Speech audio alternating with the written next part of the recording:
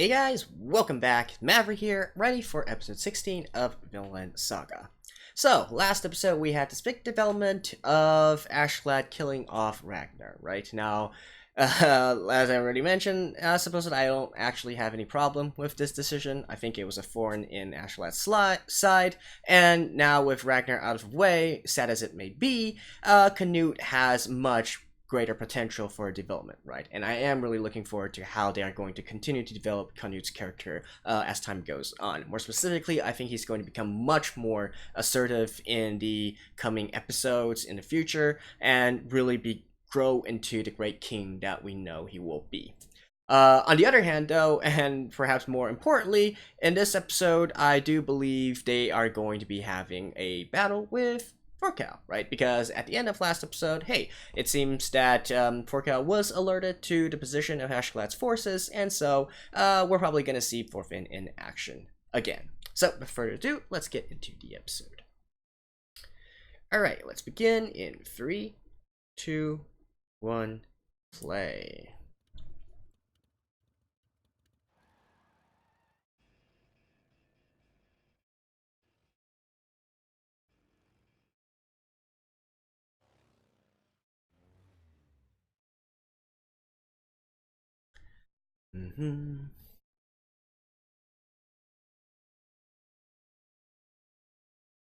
What's this? Ow. I mean, he's dead, but still, ow. not ow, but ow. But you guys get what I mean. I guess that could count as a pun as well. Maybe.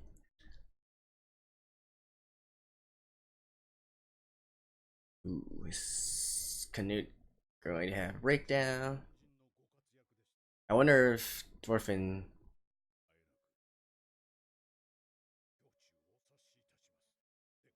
I wonder if Thorfinn sees through this.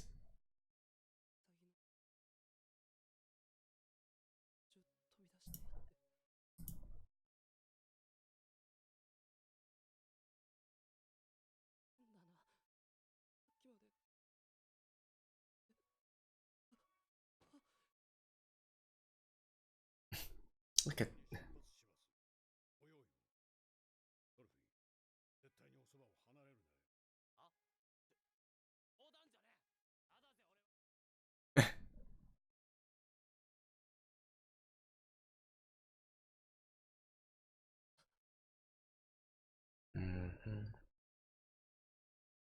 Alright. Let me skip this real quick. I'll see you guys in a second.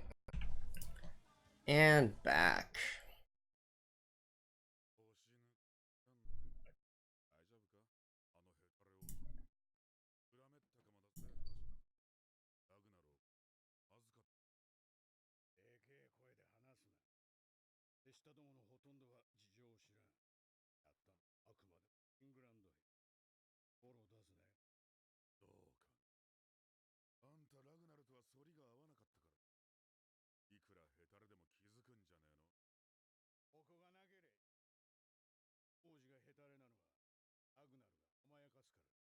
I agree.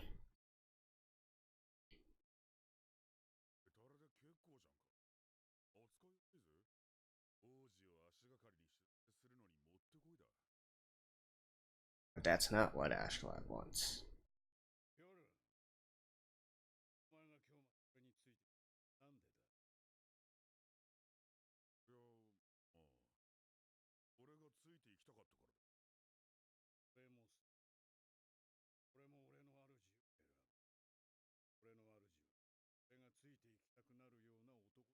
Hmm.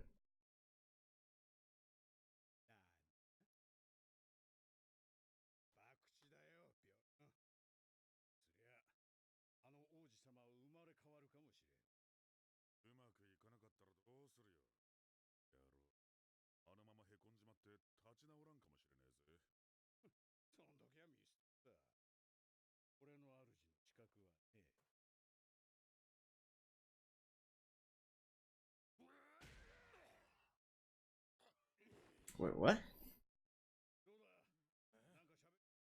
Oh.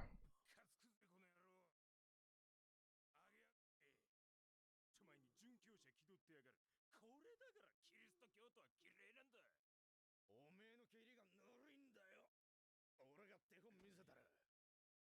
蹴りってのはな。見事。おめえ塗りよ。This is one of the prisoners, I'm guessing. やめやめ。たくもう。いかげんしなさいよ、君たち。しまったら何も聞き出せないでしょ。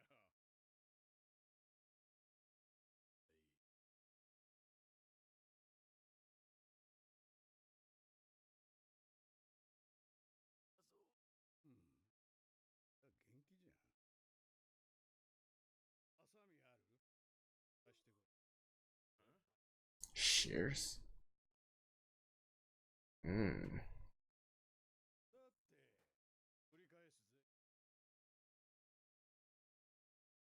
したいことは援軍の規模と、それらがここに到着するまでの時間。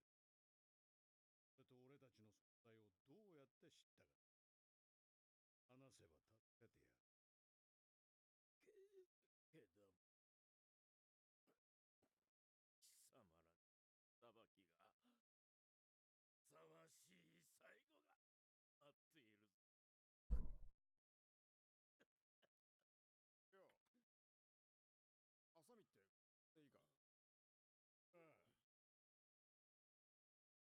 か。They're not gonna actually show this, are they? Oh. He's gonna pull out his fingernails. Oh, okay. Oh, actually, no, wait. How's fingers?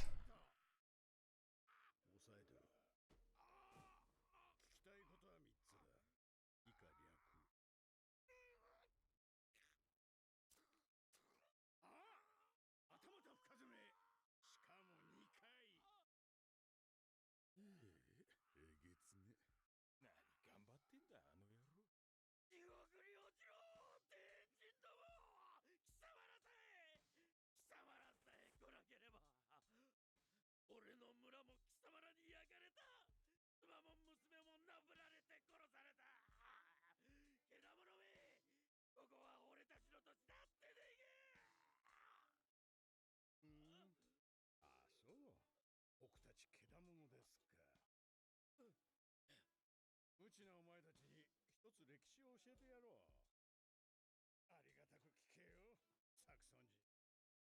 いや、この辺りの住人はアングル人か？どっちでも同じか。この土地はもともとはお前らのものじゃない。Right. 最初の住人はケルト人だ。森に暮らし、精霊を崇め。That's why last episode and the episodes before I said, you know, you have to look at the historical context here. 彼らは支配者だった。ケルト人と共にこの地に暮らし、知恵と技術と文化を授けた。ローマ人。最後にお前たちアングル人とサクソン人がやってきた。100年ほど前のこと。お前たちはケルト人に何ももたらさなかった。それどころか、ケルト人を荒れ地へ追い出して、この豊かな平原を独占したんだ。嘘だ！嘘じゃねえよ。全人がけだものだってんなら、お前らアングロサクソン相当けだものなんだ。お前たちは暴力でこの地を奪った。俺たち電人はお前ら以上の暴力でこの地を奪う。朝が文句はあるめえな。Look at that. 人の話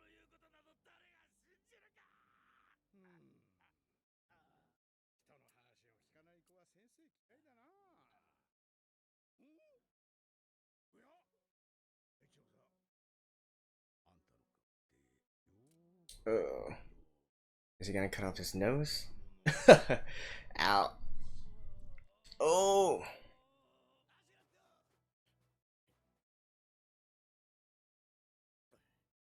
Yeah, they're here.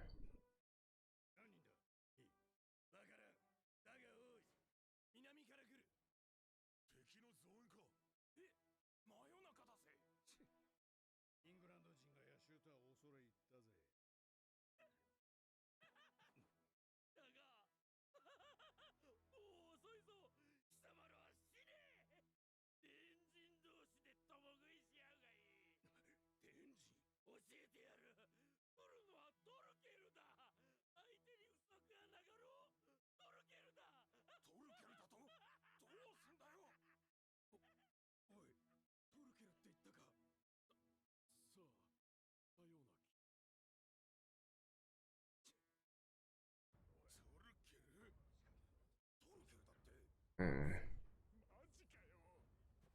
Morale is very important on the battlefield.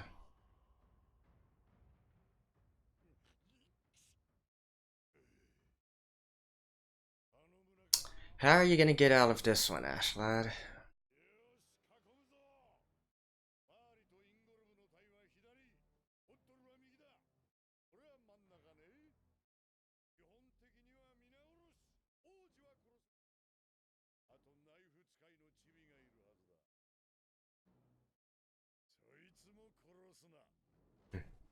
He's my prey. Playmate. Whatever.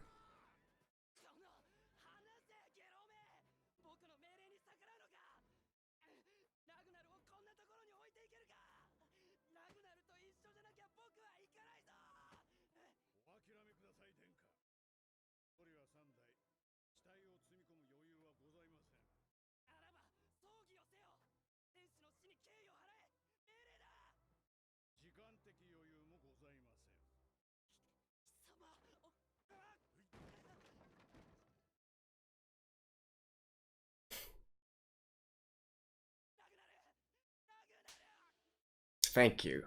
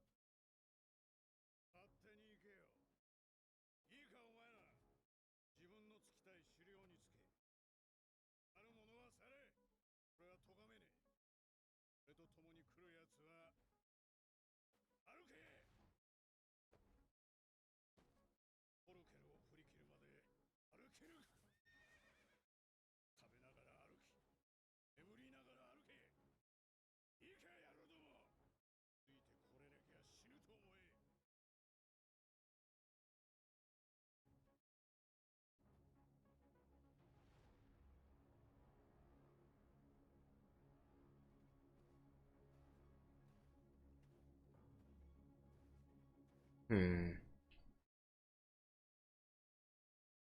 And why would Forkal's forces be able to uh catch up to Ashlad's forces?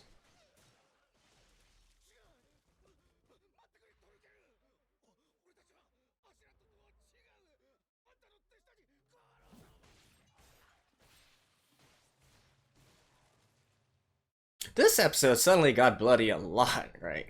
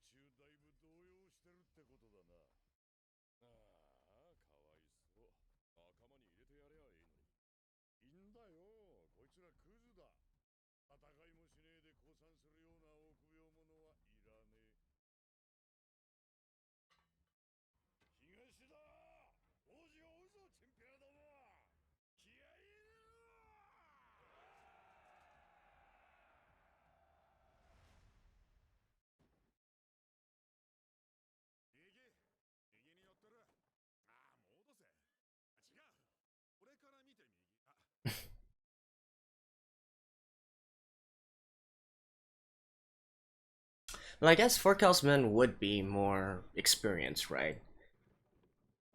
Uh,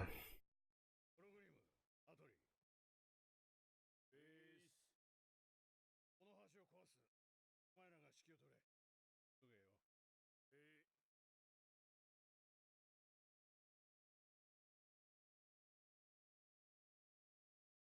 トルケルは近いか。うるさくてわからねえが、足を壊す時間ぐらいはあるかも。Burn it, maybe?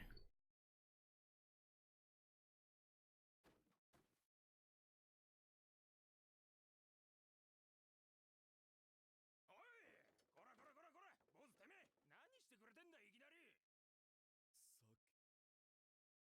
あってもおめえにはやらねえよ。俺らだって満足に飲めてねえんだぜ。おめえの分なんかねえよ。だがピンチだってこと分かれよ、坊さんよ。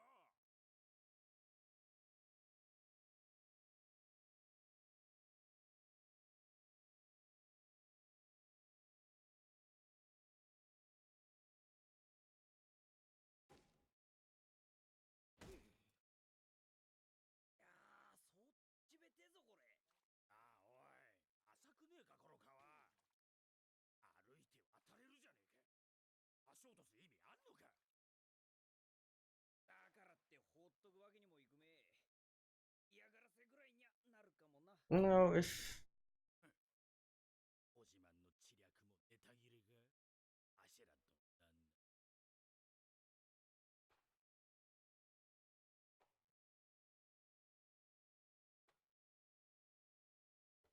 ヨルン、トロフィー。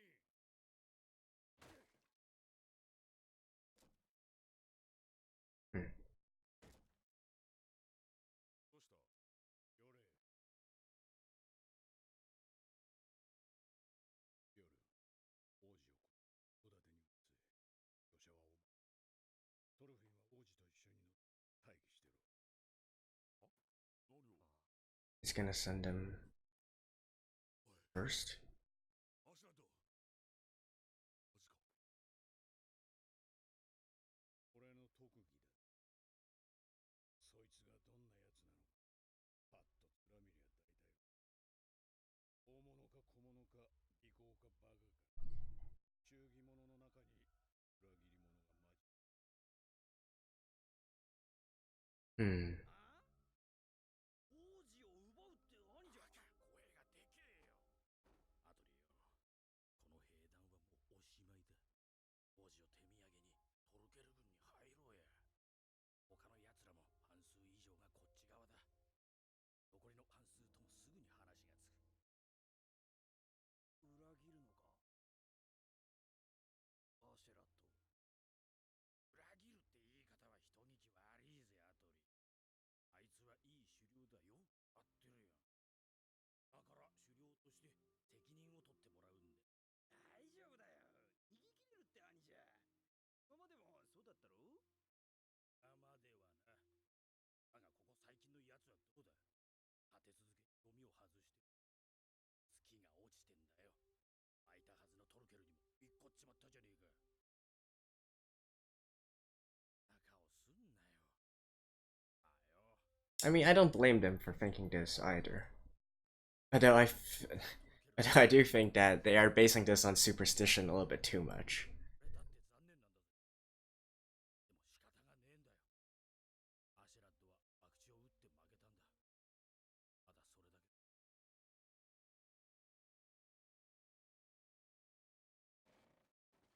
ただそれだけ。But actually, I also have a question. Why does he want to... これで連中も2のソリを渡すのに手間取るだろう。2を捨てて追ってきたらどうする。さあ、食料の調達に時間を食う。飯も食わずに長距離は追ってこれんさ。よし、進軍再開。来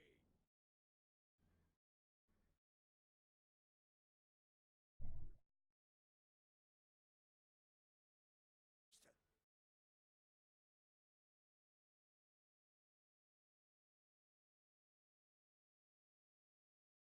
あ、光った。spears, I guess?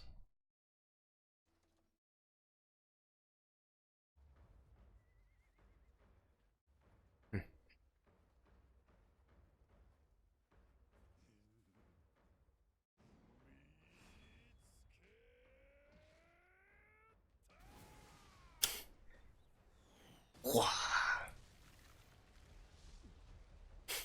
This dude is just way too OP.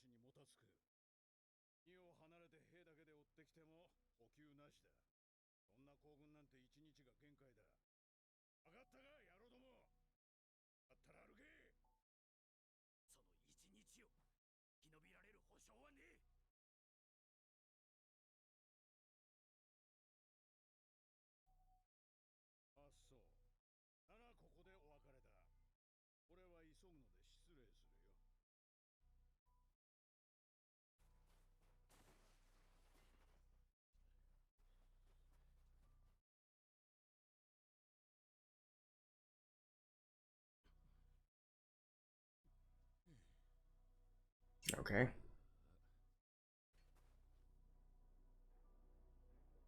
How's he gonna do this? It's half, right?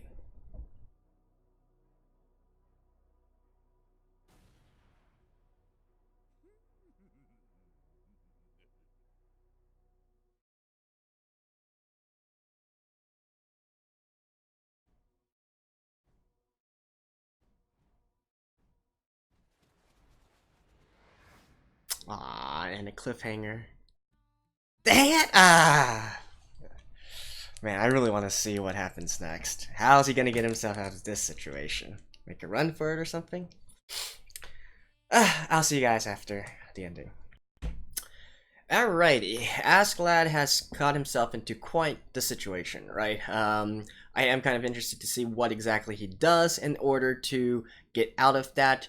But, well, there's lots of things to talk about first, right? And particularly, just carrying on from the end there where his men turned on him, as I was saying within the episode, I can totally understand their position, right? In fact, Askeladd said it best himself within this episode as well. He wants to follow a leader that he wants, right? And that goes for his men as well. And none of these men are contractually obliged to him or whatnot. They are all following him simply because he was their best. He provided the best that he could.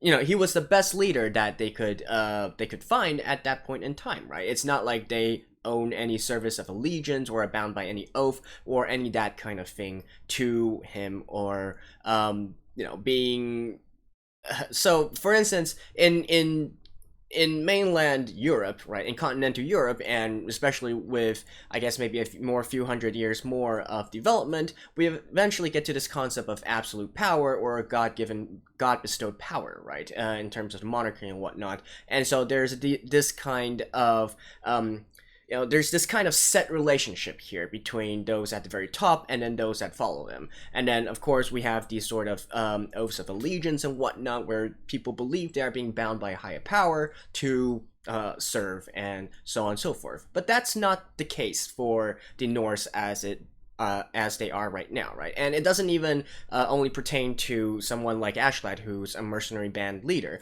It goes for the royalty of Norse as well. So the nobility or the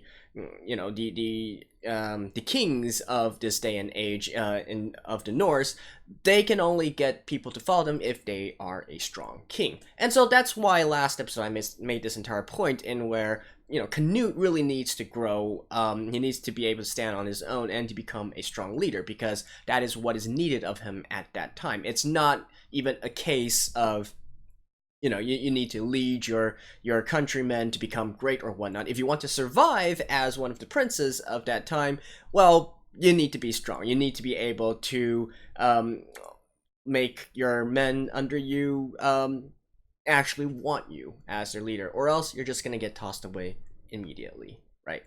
And so, I can totally get this kind of back and forth between Askeladd and his men here. And that's just the historical context of the situation again. Now, I do think that Askeladd is, if there's anything that I fault him with, I do feel like he could have done better in terms of instilling morale and confidence in his men. So say, for instance, this entire bridge scene, right? There's a case between keeping crucial secrets, such as, what is your master plan in the end. If you have some, for instance, when they were escaping, one of the master plan was to eventually get reinforcements by boat, and so they could ferry across the river, right? Now that's something that would obviously be needed to be kept a secret. Something like here, though, with just the just the immediate impact of, if you cut down this bridge, you can delay them since they're not going to be able to take their supplies, yada yada yada. This is something that, if explained properly, will instill confidence in his men. Most people don't like to do things blindly as they are told, and more specifically so because of the power relationship I just mentioned before. They're not going to just blindly accept and do whatever Askeladd is telling them to, right? Because they can make their own choices as to who the leader is. So that's one thing I feel like maybe Askeladd could have done better in this sort of situation. And beyond that, this episode is also interesting in that he actually does come out and say, okay, he wants Canute to grow into a leader that he can actually follow here, right? Now, he did kind of say that he was just joking to Bjorn with his conversation with Bjorn here, but I do believe he's actually serious with it. We do know that this is not the first case that this has happened, right? In the past, with Thor's, he said the same thing, right? He wants someone to become his leader instead. So what I think here is that Askeladd actually does understand his own limitations and thinks that there are better people who are suited to be the overall leader, right? He maybe views himself as more of a advisory kind of role, or he can do the dirty stuff and all that. But in order to be a truly inspirational leader, I guess he thinks that he's still lacking that crucial something. Right. And so that's why he tried to convince Forrest in the past. And right now, I don't know, with his entire speech about, being able to read people just by looking at their face and whatnot, I do wonder if he actually does see something in Canute, and that is why he's willing to go to this length to try and grow Canute, right?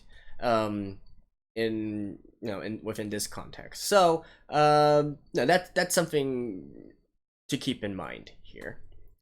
And what else could he actually do better for this?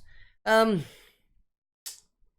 don't know. And how is he actually going to get out of the situation in the next episode? I'm not quite sure either. He's clearly surrounded here.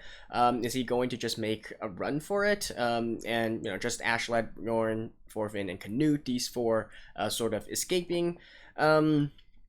I do wonder if telling his men that no quarter would be given to people who surrender to Forcal would help motivate them in a certain way, right? That's one thing that he probably could have done better as well, like maybe told them that, hey, if you surrender, it doesn't matter if you're going to try and try to get on his good side. He doesn't care. He doesn't want you guys. He's still going to kill you all. That might motivate his men a little bit more, right? Now, the reason why I think he didn't say that back at the village when he was getting rid of the other guys, I feel like from his perspective, he just feels that they are weak, and he doesn't want to waste any time further on them at all, right? Because it's not the case of having more men being better.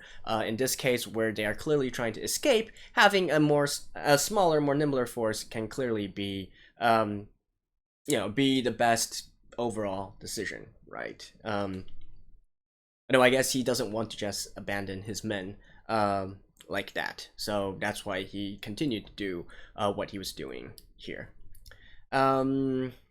And really, Furcal and his men are just too OP, right? And himself, I was thinking about this, and then the people that are following Furcal should be all former Yums Vikings as well. If I think about it, right? If we go back to historical context, those should still be Norse people who were already under his command, and Furcal working with the English here, really, he has the same men, right? I don't think he's actually recruited anybody else under his command, so it would go to stand that they probably would be higher quality soldiers overall compared to Askeladd's men, right? They're more better trained, more well disciplined, so on and so forth, and so it would make sense that they would be able to catch up to Askeladd.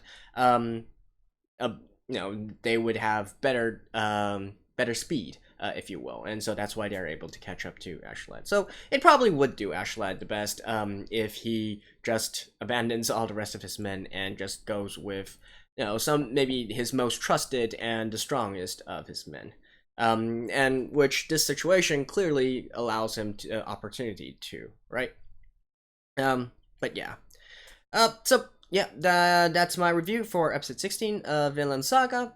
Still, I feel like the story is still quite interesting, and I'm just really looking forward to see how he's going to pull off the miracle escape in the next episode. So, see you guys next week as well.